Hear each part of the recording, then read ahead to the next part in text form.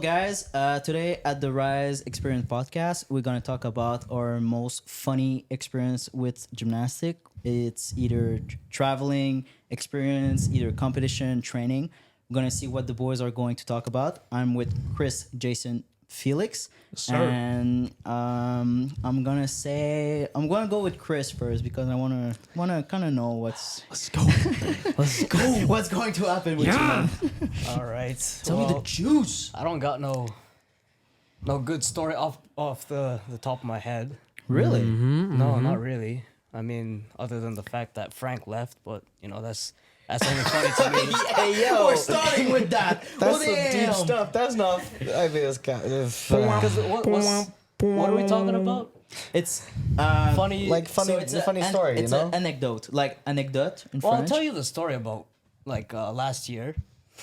Yeah, I mean, go for it. If you during feel that for it, time, go. It was a Do your crazy Dougie. time, right? So It was What was rock and it? roll, from what I remember. 2022. Yeah. In the summer, right before nationals. At the time, it was me and Jason training. Yeah, with it was Frank. me and you.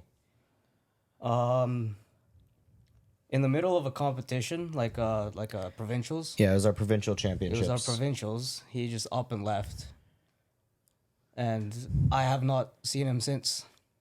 I've talked to his parents. I went to visit Vancouver not that long ago, like before I went to the UK.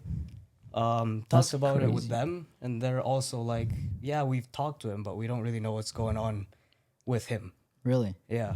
So Oh. like, Man went ghost. he ghost But- mode. But he did have like some issue with his heart or some stuff like that during the comp, right? Yeah. Yeah, he did. That's what we are led to believe. Yeah. So, anyways, with all that going on, I had to go to nationals without Frank, and at that point, Frank was basically our only coach. Yeah. I was like the assistant coach, so I kind of took the boys, like the Jason. I guess we can include Jason.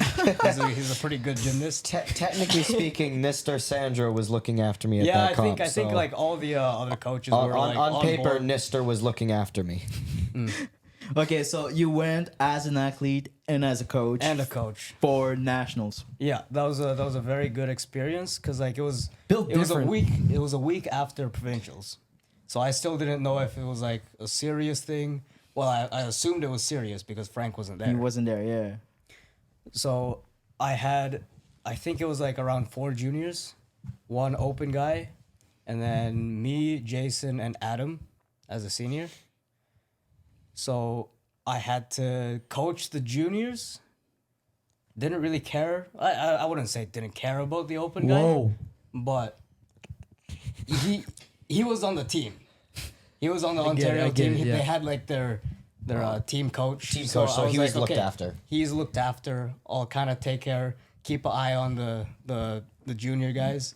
I had to get some extension letter from Greg to allow me to coach and be on the floor, which was a bit late notice, but you know, Greg. Right in time. I mean, you were filling up all tasks. So. Wow. You had a lot dumped on your plate. You made it work with what you got. So. On the day of the comp, he Exactly. was like on the side of the judges yeah, table. he had to sign the waivers and stuff. signing the waivers and stuff. I like- signed my life away if I die coaching. Yeah. But I did have a pretty good comp nonetheless. True. You did I kill did. it. Yeah, I remember I won. that, That was yeah. my first Canadian all around title. Well, let's go, Chad. Nice. Crazy. Shout out to that. I barely made that cut of the 80 points. I think that was my first time doing it. I got like an 80 point like Some 3 or something. Oh, you right on that. I just made the cut. I was pretty stoked because I probably had I was carrying like a 10, maybe even like not even double digits on pommels. I think you got a 9. I at might that have time. gotten a 9, so I had to average maybe like a 14 on the other ones. Yeah. When you think about it, that's crazy. Yeah, like it getting is. 80 with a 9 on pommel. That's, But we all know his rings is gonna carry him. yeah, Like, yeah, of course. Come Yeah, on. But rings, still, vault. Lord of the Rings. Did you stay on your feet on vault that comp? Yeah, he did. He Yeah. stuck I it. was pretty I'm good. pretty sure you stuck it. Yeah. You stuck, didn't you? You got Did like you? 15 on I was vault. good on vault. 15. I'm struggling a bit now, but Hey, yo, what happened, bro? That's cool. The legs don't work. Ups and No, downs, no, 2.5 what? back. them frog jumps, man, they be killing me. But You cannot blame it's those. in the process. You know, the They will frog help jumps you get in me. the long term. That's what Yeah. we're led to believe. But the juniors also Yeah. did well. So I was very happy. I forget when Mateo came, maybe like third or something. Because he was. So from a hot mess to a pretty good nationals.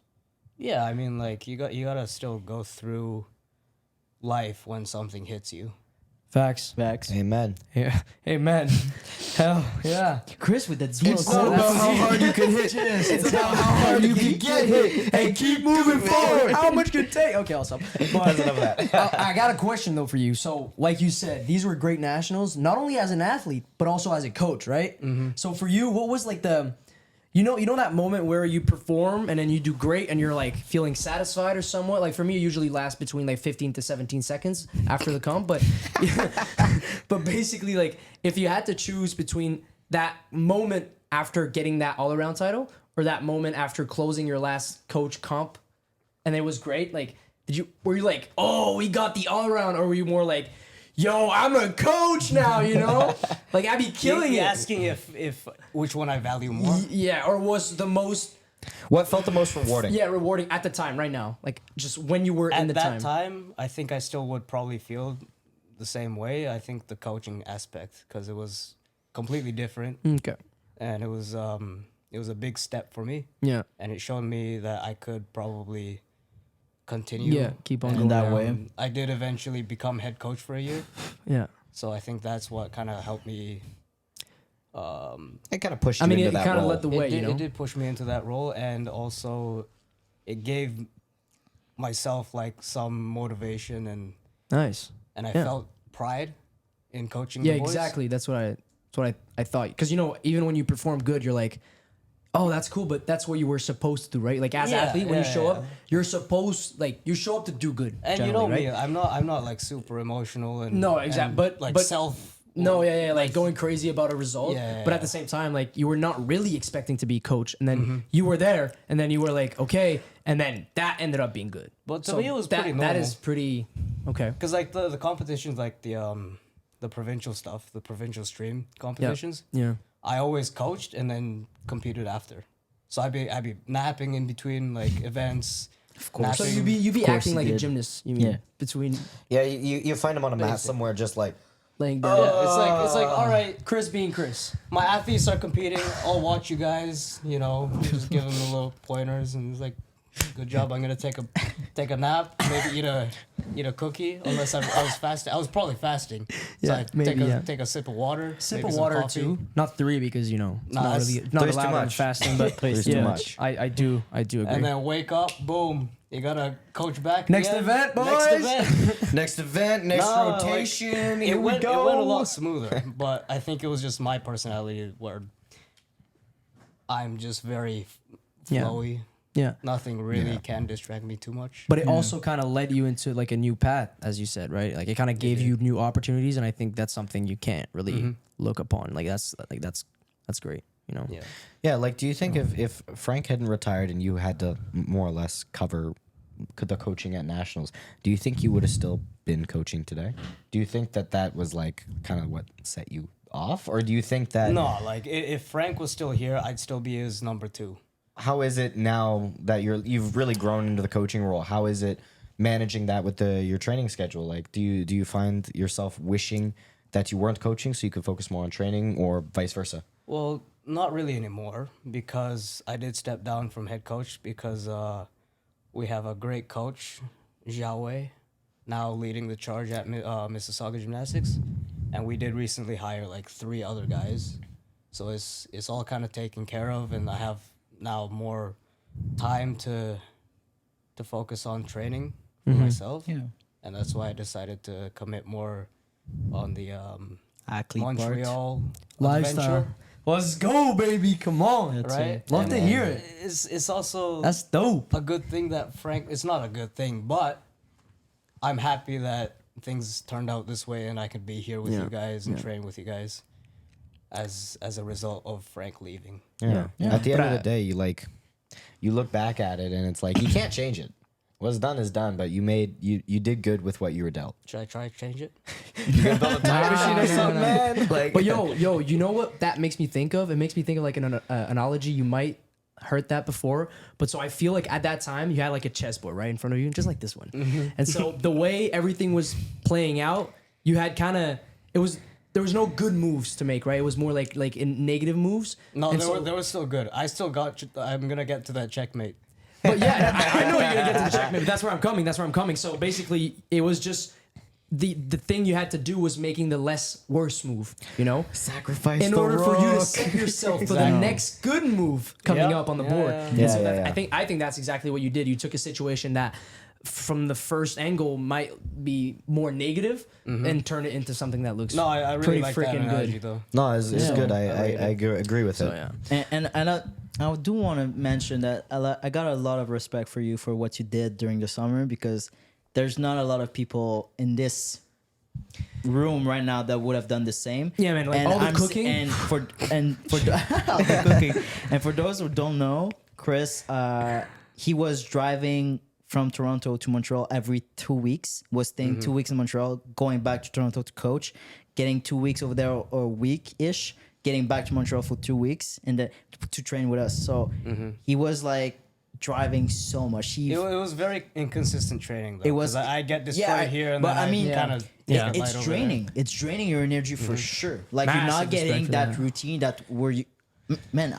I was sleeping in the same bed for 365 days. I was grabbing my coffee from my coffee machine, not anyone else, and I was sleeping on an actual bed. Yeah. Not on a couch, not with Jason. You mean what? You know what I mean? What Like, do you got I- against sleeping with Jason? No, I man? got nothing. Hey, yo, I mean, you know what? I I love kinda feel Jason. like I this is love not Jason. too nice. You don't I want to cuddle love with me? What is Jason. this? Man, Yeah. I'm on any day, bro. Yeah. All right. Yeah. For No, sure. but you guys made it like the trip worthwhile.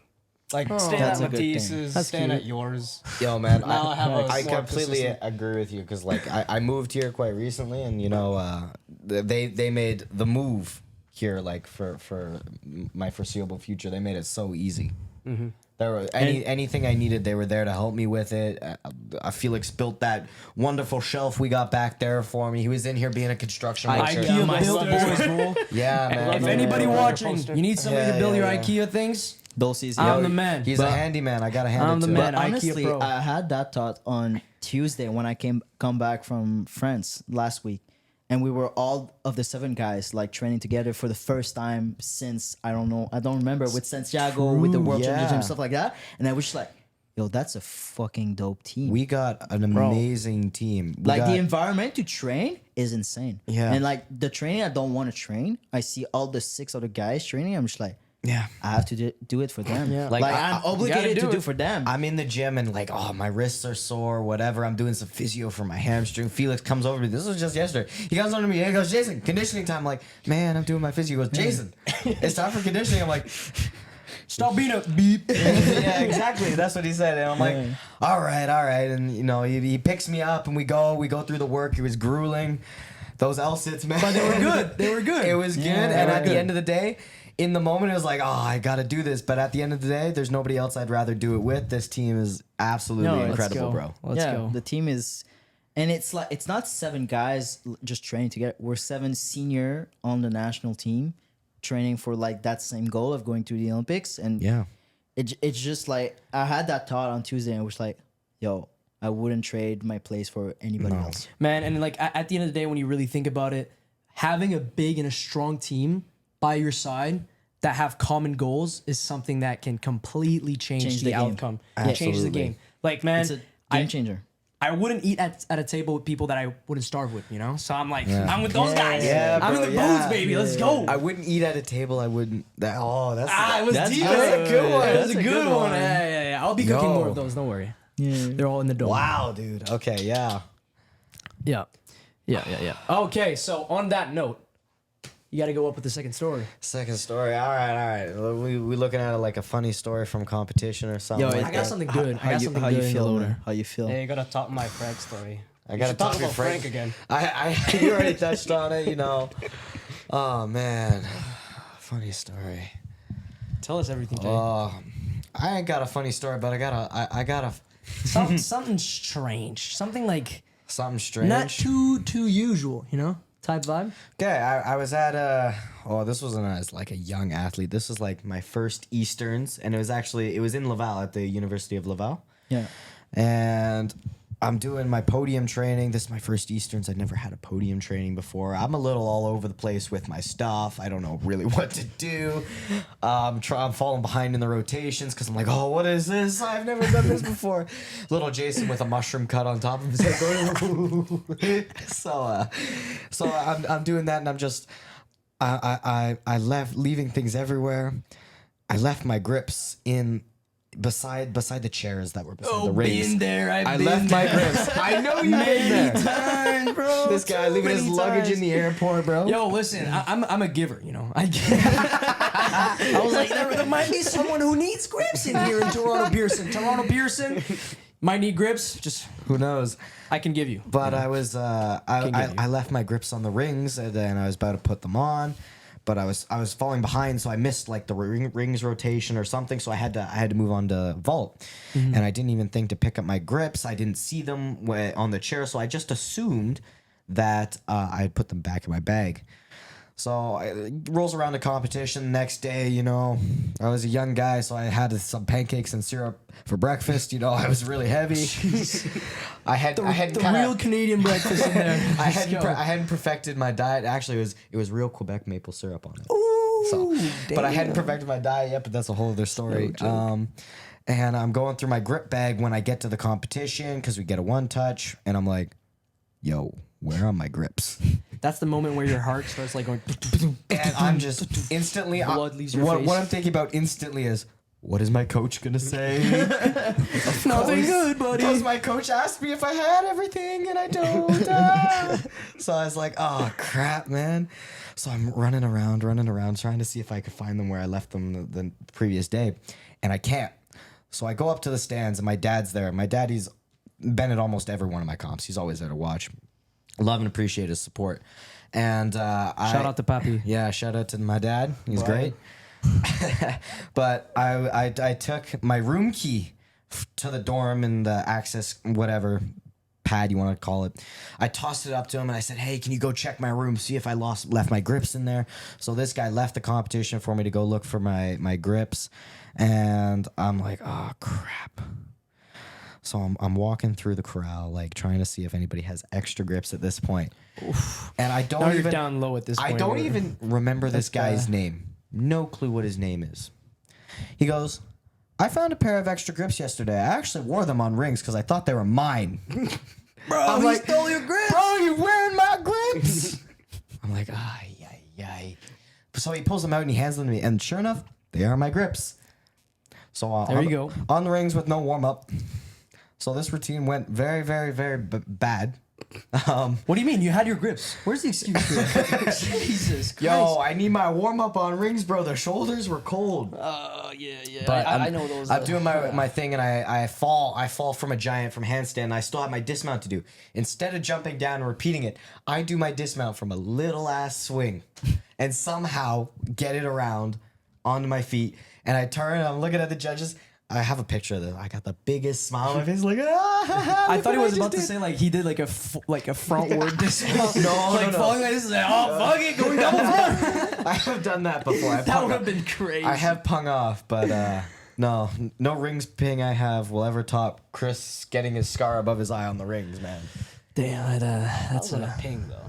You pulled too hard, and I guess one grip slipped or something. I don't know. No, I just did a regular dismount. I let go of them, not through them, and He heard me saying full send, and he went full send. He headbutted the rings pretty They're hard. Like, see the rings. All right, I put the rings to my eye.